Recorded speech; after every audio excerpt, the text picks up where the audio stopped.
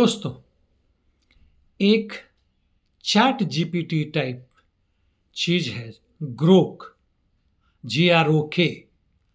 और यह एक एप्लीकेशन है इलेक्ट्रॉनिक मीडिया के द्वारा, कहे तो कंप्यूटर साइंस का एडवांस वर्जन है। आर्टिफिशियल इंटेलिजेंस का चर्चा आपने सुना ही होगा, और आजकल वो बहुत सारे ऐसे बना रहे हैं। अभी हाल फिलहाल में चीन का डीपसीक आया था जो चैट जीपीटी को पीछे छोड़ गया। ऐसे दर्जनों एप्लीकेशंस हैं, ऐप हैं या कंप्यूटर मशीन्स हैं जिनको हजारों नहीं लाखों करोड़ों करोड़ जितने भी इंफॉर्मेशंस हैं ऑनलाइन है, या जो बिना लाइन के भी है उनको फोटो करके जैसे भी उनको दिया जाता है, और वह उसके द्वारा आपके प्रश्नों का बहुत जल्दी से, बहुत तेजी से, चंद सेकंड में उसका जवाब देते हैं। एलॉन मस्क ने इस पर्टिकुलर एप्लीकेशंस का इस्तेमाल किया है अपने एक्स में यानी ट्विटर में, और वहाँ पे यह एक, जैसे मेरा ट्विटर का अकाउंट है, आपका अकाउंट है, किसी और का है, उसी तरह उन्होंने @ ग्रोक एक अकाउंट खोल दिया है जिसके मिलियंस मतलब सब्सक्राइबर्स हैं, फॉलोअर्स हैं, और आप उसमें उससे सवाल पूछ सकते हैं। जैसे आपने इधर सुना होगा हाल फिलहाल में हे गूगल, उसमें हे ग्रोक करके लिखे और सवाल पूछे। मैं आपके सामने इसलिए आया हूं कि बहुत सारे लोगों ने सवाल पूछने शुरू कर दिए और आजकल चल पड़ा है पिछले 6-7 दिनों से, और वो खासकर आज की भारत की स्थिति के बारे में, जो आरएसएस से संबंधित है, उसके जो नेता हैं, या हमारे देश के प्रधानमंत्री नरेंद्र मोदी, दूसरे लोग हैं, उनके बारे में सवाल पूछे जा रहे हैं, जिसके बारे में पूछना एक तरह से तकरीबन कानूनन नहीं लेकिन दूसरे तरीके से वर्जित था। और इसके जवाब में सैकड़ों हजारों आपके ऊपर टूट पड़ते थे कि भाई नरेंद्र मोदी का शिक्षा कहाँ तक है, क्या वास्तव में वह MA है, टोटल पॉलिटिक्स में ऐसा कोई सब्जेक्ट है ही नहीं, और वगैरह वगैरह इस तरह की बातें आई हैं। जहाँ वो चाय बेचते थे, क्या वह वास्तव में ऐसा जगह था जहाँ चाय बेचा जा सके, ऐसा रेलवे स्टेशन था तो नहीं है, वगैरह वगैरह। अभी आरएसएस पर सवाल आए हैं कि क्या 1947 से और उसके पहले के जितने भी संघर्ष भारत में हुए, आंदोलन हुए देश के स्वतंत्रता के लिए, आरएसएस का कोई इसमें योग रहा है? ग्रोक ने जवाब दिया नहीं। व्यक्तिगत रूप से कुछ चंद लोग इधर उधर किए हों, लेकिन आरएसएस कभी भी नहीं रहा, बल्कि उसके जो बड़े नेता थे, गोलवालकर हों या दूसरे हों, उन लोगों ने तो यहां तक कहा है कि अभी हमारा काम जो है अंग्रेजों को हटाना नहीं है, बल्कि उसके साथ देने की बात है, ताकि हम भारतीय संस्कृति में हम हिंदूवाद को आगे बढ़ाएं, और इस तरह के जवाब दिए। इस पर एक आरएसएस के बंदा ने पूछा कि भाई आप मार्क्सवादी विचार क्यों ला रहे हैं? उसने जवाब दिया, मार्क्सवादी विचार का मैं समर्थक नहीं हूं। मैं मतलब ग्रोक बोल रहा है कि मैं उसका समर्थक नहीं हूं, जो फैक्ट्स हैं उसके हिसाब से मैं जवाब देता हूं। यह भी एक समझने और सोचने वाली बात है कि यदि आप फैक्ट्स पर जाएंगे, सच्चाई पर जाएंगे, जो ऑब्जेक्टिव रियलिटी है, जो वास्तव में है, बिना तोड़फोड़ किए आप आते हैं, तो स्वाभाविक रूप से आप विज्ञान का सहारा लेंगे। विज्ञान ने आज तक जितनी चीजें खोजी इस दुनिया में, मानवता ने जितनी खोज कर रखी है, उसके आधार पर जाएंगे तो आप वामपंथी होंगे, आप दक्षिणपंथी नहीं हो सकते। आपके लिए गॉड नकारा हो जाएगा, किसी भी तरह का रिलीजन नकारा हो जाएगा, खत्म हो जाएगा। एक इंसान द्वारा दूसरे इंसान के ऊपर शोषण करना खत्म हो जाएगा। आप मार्क्स के विचारों के प्रति चल पड़ेंगे, या भारत के संदर्भ में ले तो यहाँ पे चारवाक सिद्धांत है जो 2 से 2,500 वर्ष पहले था। वहाँ से लेते हुए बहुत सारे हमारे सामाजिक वैज्ञानिक, सामाजिक विज्ञान को आगे बढ़ते हुए, चंद्रशेखर आज़ाद, भगत सिंह के विचारधारा को लेते हुए, प्रेमचंद मुंशी, और सबकी ले तो आप नेचुरल रूप से आप एक वामपंथी बनेंगे।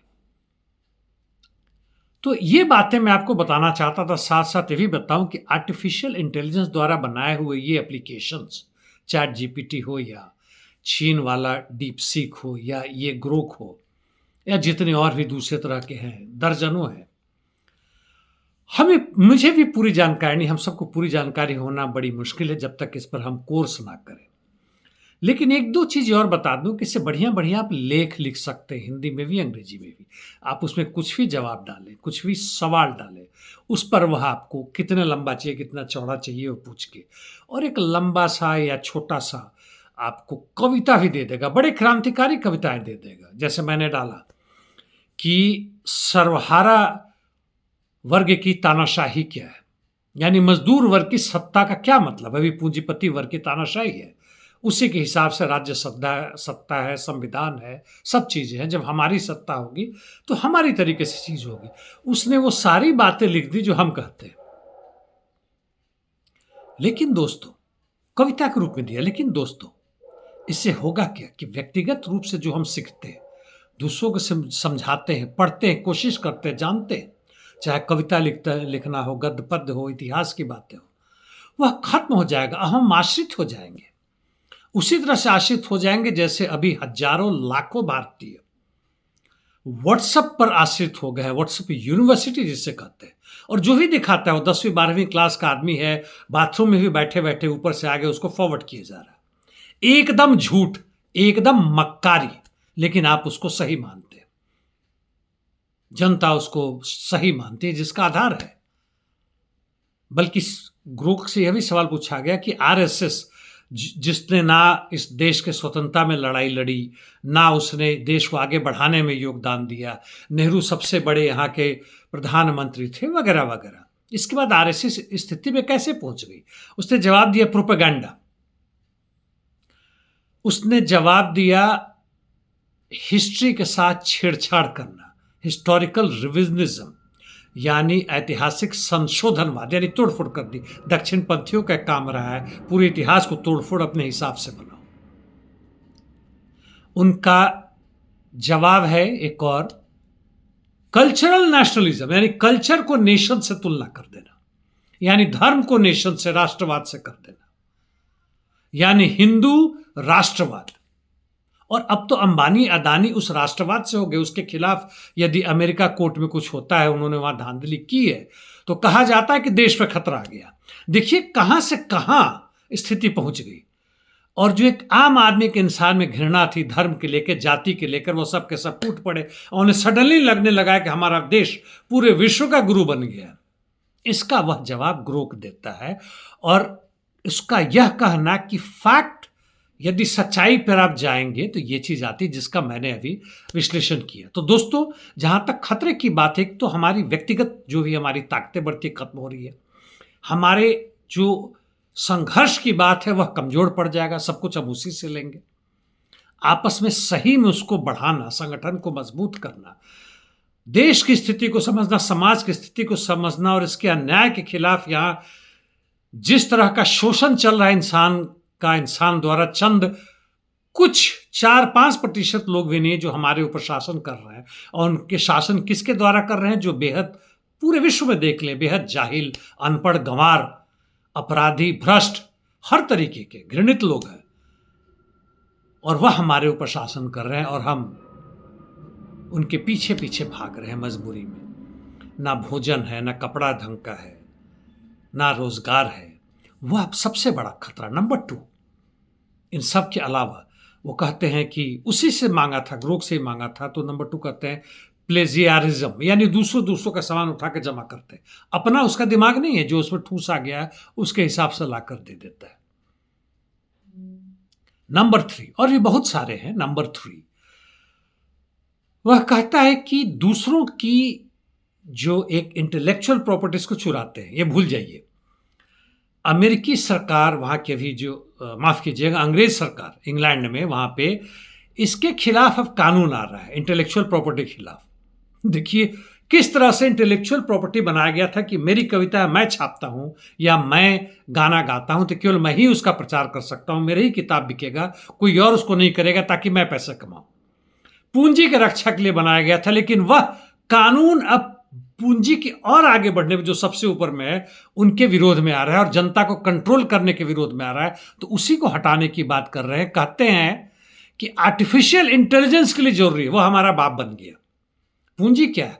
हमारी जो जीवित श्रम है, हाथ पांव दिमाग से जो हम काम करते हैं उससे बनाते हैं। जैसे टीवी बना, आर्टिफिशियल इंटेलिजेंस बना, खेत में धान बना, गेहूं बना, जो भी बनाते हैं, और वह एक मृत संपत्ति का हिस्सा बनता है, प्रोडक्ट बनता है, और उस, या माल भी कहते हैं हिंदी में, उत्पाद कहते हैं, जो कि हम बाजार में बेचते हैं। बड़े बड़े पूंजीपति भारी करोड़ों अरबों खरबों के मूल्य के बराबर वो बेचते हैं बाजार में।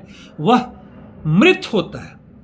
जीवित श्रम को मृत संपत्ति यदि समाज के हिस्से में है तो सामाजिक धन है, यदि सामाजिक धन नहीं है तो वह पूंजी के रूप में जाता है, मृत पूंजी के रूप में जाता है चंद पूंजीपतियों के हाथ में, जो हमसे बना हुआ और हमारे ऊपर शासन करता है। और इसलिए इस कानून को तोड़ा जा रहा है। लेकिन उससे ज्यादा खतरा अभी तक मैंने देखा नहीं, वह यह है कि यह आर्टिफिशियल इंटेलिजेंस और इसके द्वारा बनाए हुए जितने एप्लीकेशंस हैं और उसके द्वारा कृत जितने भी कविताएं और कहानियां, नॉवेल भी लिख सकते हैं आप, उसके थ्रू वह हमारे बारे में जानकारी प्राप्त करता है। केवल हमारा मोबाइल नंबर, ईमेल, व्हाट्सएप, ये और मैसेजेस आता जाता है, वही नहीं, बल्कि हमारी पूरी प्रकृति के बारे में जानता, हम कहाँ पर हैं, लोकेशन से लेकर सब कुछ। और उसका इस्तेमाल हम लोग नहीं करेंगे, उसका इस्तेमाल सरकार का वह तंत्र करेगा जो हमारे विद्रोह को दबाने के लिए, कुचलने के लिए, और उसका शुरू में ही वैचारिक रूप से भी काउंटर करने के लिए इस्तेमाल करेगा। जरा सोचे दोस्तों, इस विषय पर और भी जानकारी होगी तो फिर मैं आपके सामने आऊंगा। आपको भी जानकारियां मिलती हैं तो जरूर जानें, क्योंकि विज्ञान और उससे आगे बढ़े हुए तकनीकी आज विश्व के लिए बहुत जबरदस्त चीज है। और इसका दूसरा पहलू यह है कि इस बढ़ते विज्ञान का जो दूसरा पहलू है कि हम उतने ही अज्ञानी और अंधविश्वासी बन रहे हैं, आपस में एक दूसरे से नफरत कर रहे हैं और एक दूसरे से मार रहे हैं, इसके बावजूद कि जो हमारा असली दुश्मन है पूंजी, उसके खिलाफ हम चुपचाप पूंछ हिला रहे हैं। धन्यवाद दोस्तों।